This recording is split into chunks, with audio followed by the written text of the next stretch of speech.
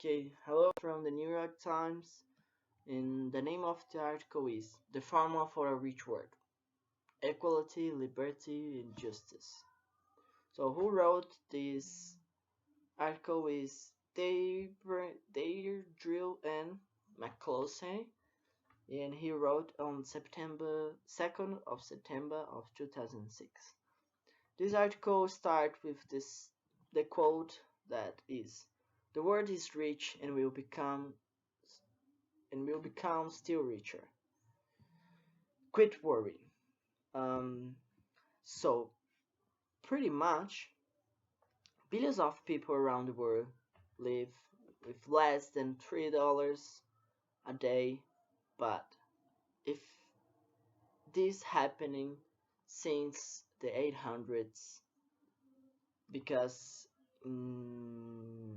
from the 800s to now, we had so much changes, so much changes, so much changes.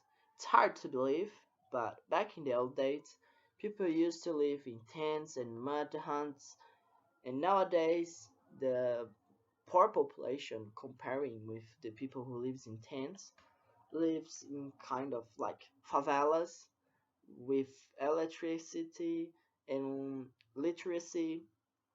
So this is the difference. It's very very big. I mean, in the if you compare, it's hard to compare because they're so extremely different ages.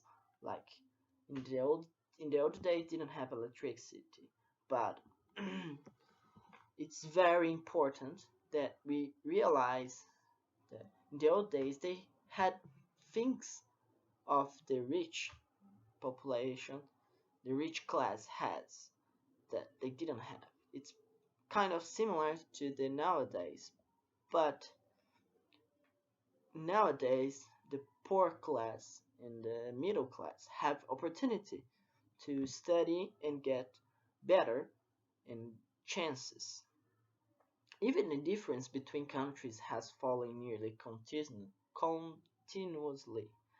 Like the problem in the end is poverty.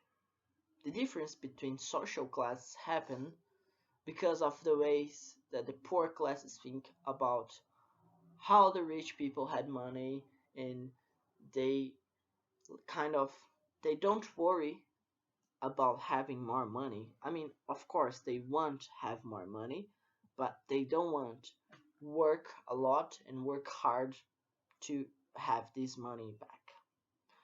So the necessity to spend their money, it's like they happy with that little amount of money they have.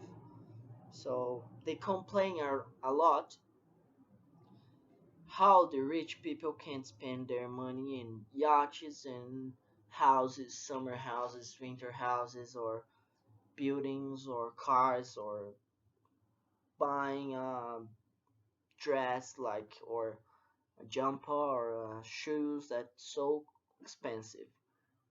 But it's they shouldn't do this comparing, and they should work hard to get what they want. But these have been changing the last few years. In countries like India and China, the conditions of the working class, have been improving a lot in the last few years. So this middle class of India and China have chances to have things that the rich class has, because the way that these classes, the working classes, thinking are different from what was back in the old days.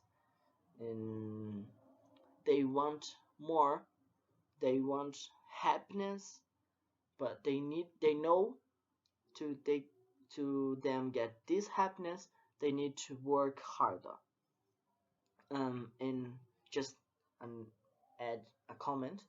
In my opinion, Brazil isn't in this article because of the politics crisis. So I mean, it's because the way that all of this politics crisis that we know in this article, but that's just my option. So just a comment.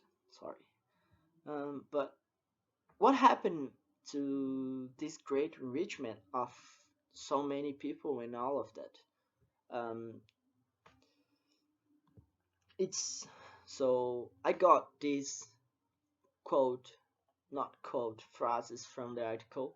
I didn't change anything because these phrases, this little bit, it's to me and to the article tell all about. It's not explanation, not exploitation of the poor, not investments, not existing institutions, but a mere idea which the philosopher and economist Adam Smith called the liberal plan of equality, liberty, and justice. This simple idea isn't that easy to everyone understand because the way the world is today, in my point of view, is good, and the point of view of Adam Smith a long years ago is okay that we have a and capitalist country and words. It's not a problem. Be capitalist or market and liberty and justice. The problem is how people think about this philosophy, about this